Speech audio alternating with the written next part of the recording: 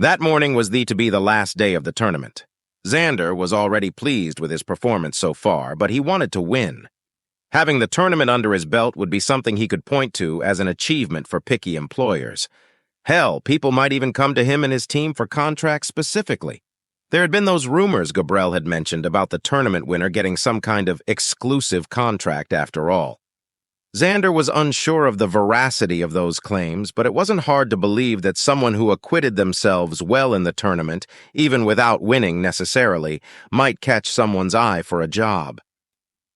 Xander made his way to the arena as he had the past 2 days, though he opted to fly this time around. Taking a seat in the now mostly empty competitors area, he thought about how the day might go. There's 12 people left, including me, Xander thought to himself. So that would be 12 down to 6, then 6 down to 3. Wait, how are they going to work that out? Xander wondered to himself about the logistics of the final match as the rest of the competitors trickled in. He'd arrived early compared to everyone else except for the most dedicated fans. He'd wanted some time to let his mental jitters about being in what amounted to the semifinals settle down. He was going to have 3 or maybe even 4 matches today, assuming he continued winning. And everyone else had to be thinking the same thing. That many matches meant that some of them at least might have to pace themselves, hold back on using abilities that had particularly long cooldowns in case they needed them later. There was also the factor of just plain old fatigue. One might find themselves more tired than their opponent in later matches if they had to go all out in their opening fight. Xander, however, did not need to pace himself much at all. His abilities, for the most part, were shorter cooldowns, and he often did not rely on them too heavily during a fight, and his body would not tire no matter how hard he pushed it. That might give him a leg up and allow him to overpower his opponents, who would need to be more conservative with their energy.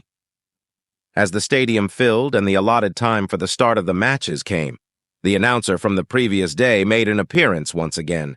His voice boomed across the open space once more. Welcome back to the final day of our little tournament. These last 3 matches are going to show us who's who here in Rocks Bay. But wait! Some of you may be asking yourselves, there'll be 3 finalists. That's right, folks. And you know what that means. 3. Man, beat, down. We're going to toss them all in the ring and let them sort out who the winner is. The crowd cheered for the news of a 3-way fight as the final round. Xander hadn't considered that as an option for the resolution of the final round, but it made about as much sense as anything else, he supposed. It would certainly be a crowd pleaser. He was going to have to make sure he was prioritizing the right fighter while also keeping himself from being ganged up on, assuming he made it to the final round, that is. As the first fighters were called up, Xander settled back to wait his turn. He wondered who his opponent would be. At this point, only those who were high levels, very skilled, or like in Xander's case, had some kind of combination of skills that made up for their lack of levels or skills were left. Surveying the 9 other people currently in the stands, he tried to take in his potential competition.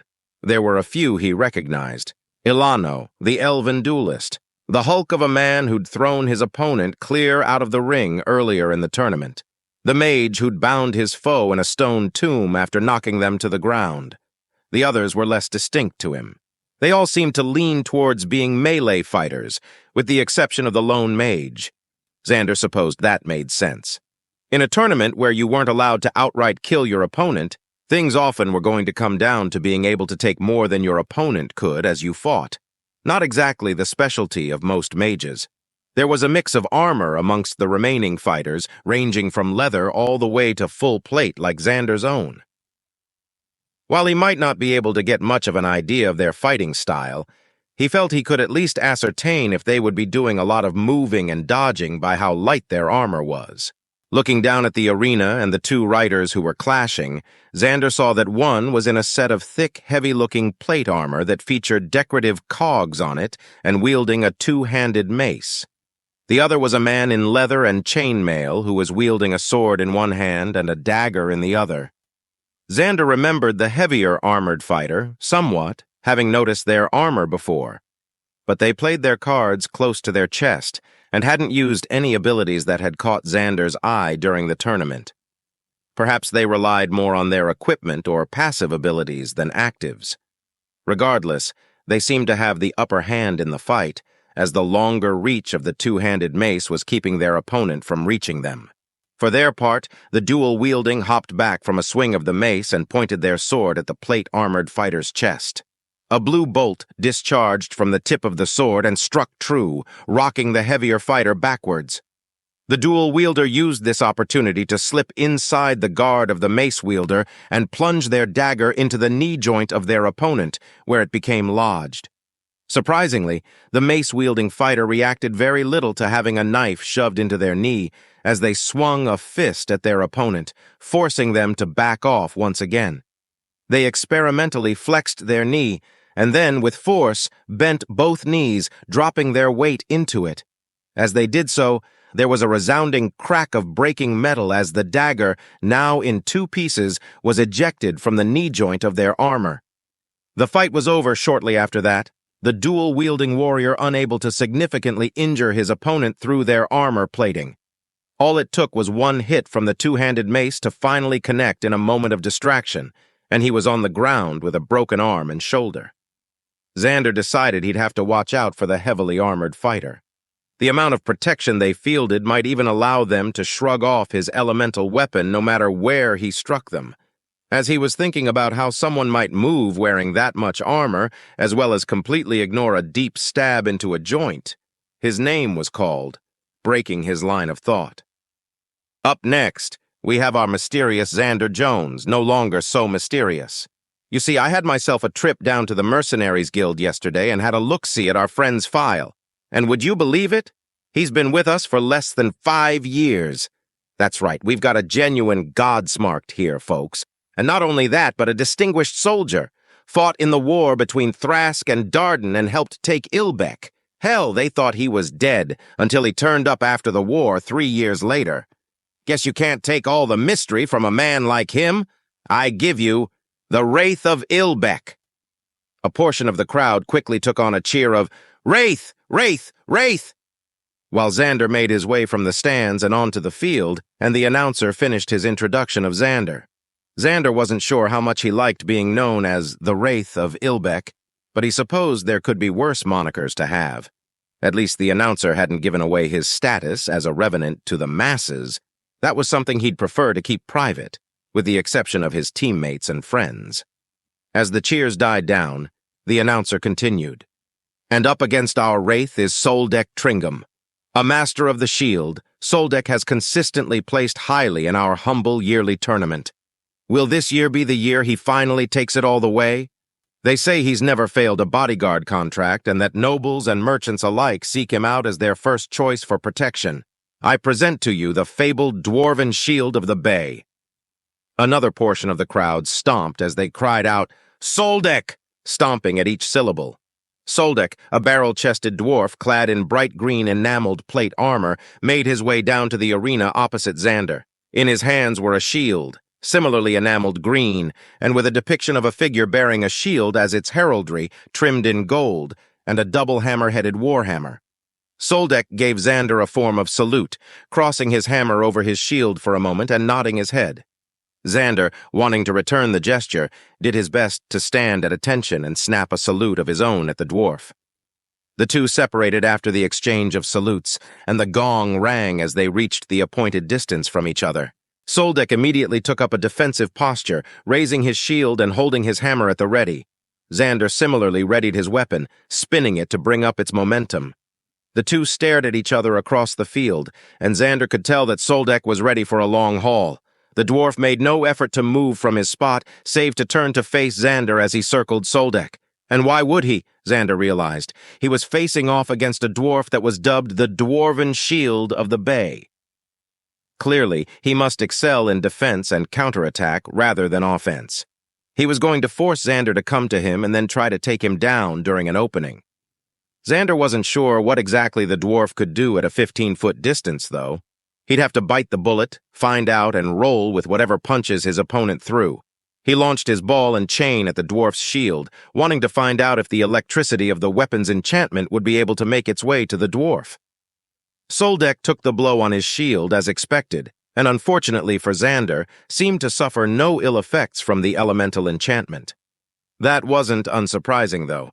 What was surprising was that Sylesth's shield seemed to drain all of the inertia out of Xander's weapon, to the point where even the sound of the clank of the metal ball striking the shield was weakened.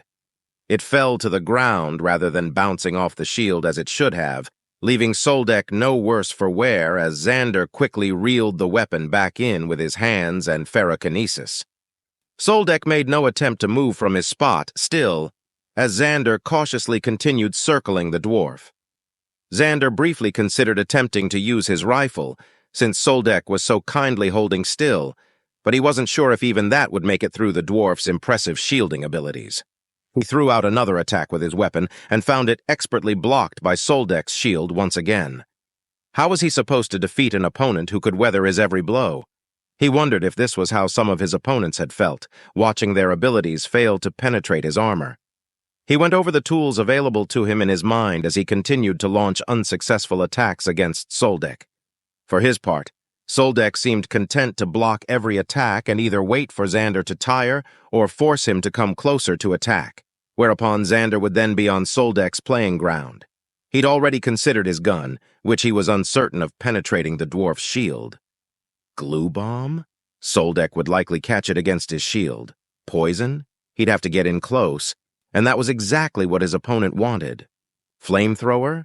It would either be entirely useless against the dwarf's shielding skills or be too lethal if it was effective. What abilities did he have that could work? He could use Brand to begin draining the dwarf of his vitality. That was a definite start, and it would force Sylesth to do something. What else could he... Oh. Underneath his helm, a smile began to form on Xander's face. It was so simple. It was something he'd done before in the heat of combat, yet it was something he'd nearly failed to consider at all. He could just pick up his opponent with improved ferrokinesis, and there was likely little that the dwarf could do. Drawing closer, though still out of reach of Sylesth, Xander tested his theory out as he flexed his ability. Sylesth was lifted off the ground by his chest piece, flailing as he tried to escape the invisible grasp on him. Making sure that he was still out of range of the dwarf's flailing, Xander began marching his squirming opponent to the edge of the field, ignoring the indignant shouts of anger coming from the dwarf as they neared the walls that denoted the out-of-bounds marker. Sylesth was gently deposited on the ground just past the wall and released from Xander's ability. The gong rang as Sylesth touched down on the ground. "Well, I guess that's the match," the announcer said awkwardly. "It was, truly something to behold," he said to the crowd, who had grown bored watching a fight that consisted of nothing but blocked probing attacks and then cleanly levitating one of the fighters out of the ring. Not exactly the most exciting match of the day by any metric. "Xander Jones wins this one. Let's hope the next fight has a little more oomph, eh?"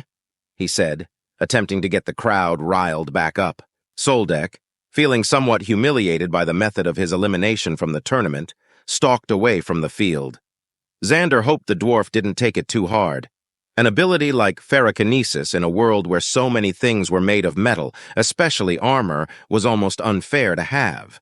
Though he could feel that the dwarf had been at the upper limit of what he could lift with the skill.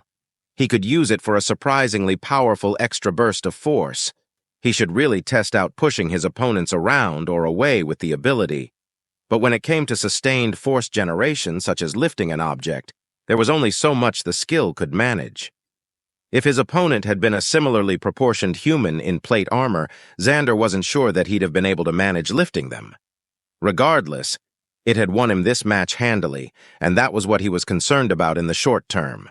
Taking up his seat again, Xander watched the rest of the matches in the round. They were all significantly more enjoyable for the crowd than his had been. He sarcastically wondered if his reputation in the area would be forever sullied by a boring match. The remaining 4 matches of the round went slower than the previous day's matches as the contestants were trying to pace themselves. But despite the slowness, there were still only 6 total matches in the round, so it was over in a short amount of time. Now there were only 6 hopefuls for the title of champion. Xander Valteria, clockwork-themed knight from the first match, Ilano the elven duelist, Eltrox, the earthen mage who entombed his opponents in stone, a lightly armored fighter named Cariel, who wielded a single longsword, and another fighter named Brawl, who took Cariel's dedication to a single weapon to the opposite extreme. The man had axes, maces, at least one sword, and many daggers strapped to what seemed like every inch of his body. Xander wasn't sure how Brawl could even move properly with all those weapons mounted to his armor, but his effectiveness was undeniable considering he'd made it this far into the tournament. The semifinal round was about to start, and the announcer launched into another speech. Mercifully, for Xander at least, it was a short one. "Just 2 more rounds to go. Every single fighter left in those stands has proven their skill, but after this, only 3 will be left. I hope they saved some energy for their next fights, because we aren't taking any breaks here.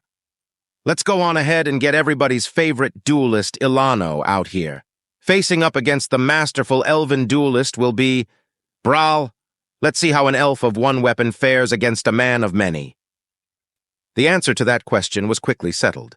A man of many weapons, or perhaps just Brawl, fared poorly against Ilano. No matter what weapon he used, he was outfenced, outparried, or just plain outskilled against Ilano. The elf, in a classic fencing pose, seemed capable of baffling any attack with his delicate-looking rapier. He gracefully parried Brawl's long blades and expertly deflected or dodged heavier attacks by maces and axes. Soon, the field was littered with scattered weaponry that Ilano had finessed from Brawl's hands, and Brawl was left with only daggers. Though Brawl never stopped fighting, wielding a dagger in each hand, it was only a matter of time as Ilano scored more and more hits with his own weapon. In the end, a battered, bloody Brawl collapsed on the ground from the blood loss of the multitudes of cuts and stabs that he'd suffered at the hands of his opponent, too weak to continue standing. The crowd had been waiting, almost in awe of the skill of Ilano, remaining quiet in anticipation.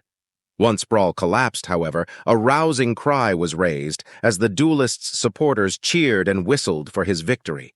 As the crowd finally settled down, the announcer called up the next 2 semifinalists, Xander and Eltrox. "Up next, we've got Eltrox the Tomb-Maker and Xander the Wraith. Let's hope this match is a little more exciting, eh?" the announcer said, ribbing Xander's previous performance. The crowd chuckled along with his sentiment. Xander was happy with this matchup. Unless Eltrox had some tricks up the sleeves of his robes other than pummeling his opponents and then trapping them with hardened soil and stone in a sort of makeshift cairn, Xander felt his ability to take hits and his material manipulation abilities would see him through the day. As the 2 of them faced off in the center of the field, Eltrox stared grimly at Xander. Xander offered a small nod to the man, which was returned, and then they separated from the center. Xander expected Eltrox to open up strong, as he had in every other match Xander had seen. As the gong rang, Xander activated improved reactive armor in anticipation of this, and Eltrox proved him right as he used one of his skills to conjure a series of medium-sized stones and blast them at Xander like some kind of giant rock shotgun. With such a wide area of attack, it was impossible to fully dodge, though Xander did try. Xander was still caught by 2 of the stones, one being blown away from him by improved reactive armor, and the other shattering itself against his waist on his armor. Fortunately, the impact didn't throw him off balance, the force dampened by his runic arrays and the foam padding on the inside of the armor. Xander retaliated by launching the ball and chain at Eltrox, foregoing spinning it to gain momentum and instead exclusively using ferrokinesis in a bid to startle the man. Eltrox reacted quickly, however, and whipped his hands up high above him. As his arms rose, so too did a wall of stone, which Xander's weapon impacted against harmlessly. Taking advantage of the barrier between them, Xander moved to get closer to Eltrox. As he walked, however, he noticed more and more resistance against his feet. Alarmed, he looked down to see that his feet were sinking into the ground as he ran, as if the soil were turning to a shallow pit of quicksand. Slowed as he was, it gave Eltrox time to lean out from his stone wall and launch a single larger stone at Xander. Fortunately, Xander was able to activate improved reactive armor again before the stone projectile impacted, and it was blown to the side by his defensive skill, broken into smaller pieces. He was faced with a similar dilemma to his fight with Urtel the Ice King. fighting a mage that could shift the terrain to their advantage and then pelt him with their abilities at their leisure. At least this time he wasn't sliding around on his face while being impacted by icicles. He needed to be able to get to Eltrox to end the match. The mage had already proven he could erect a barrier capable of blocking his weapon at range. He just needed a method of transport that was less susceptible to the drag of the quicksand-like mire that the arena had become. Fortunately, he had just the thing. Xander's spider legs once again sprang from this back, briefly displacing his cloak before it settled back into place. Hoisting himself up on the mechanical legs and ripping his feet from the sucking grasp of the skill-altered earth, he began moving forward again, the sleek, pointed legs of his backpack suffering none of the drag that his feet had been. Eltrox backpedaled from Xander, unimpeded by his own skill, casting volleys of stone in a vain attempt to knock Xander to the ground, which were deflected by improved reactive armor and mitigated by his physical armor. Just as it had with Ortel, the match was decided as soon as Xander reached the mage. Unable to stop Xander from reaching him, Eltrox fell to a single touch of the lighting-enhanced chain. Body seizing up at the electricity raced through his musculature. The gong was rung, and Xander removed the man from the shocking grasp of his chain weapon. "Good fight," Eltrox grumbled as he dusted himself off before making his way off the field. "You too," Xander called out after the man before heading back to the stands. If you love engaging stories like this, make sure to like, subscribe, and turn on notifications to stay updated with all the latest episodes from FY Stories.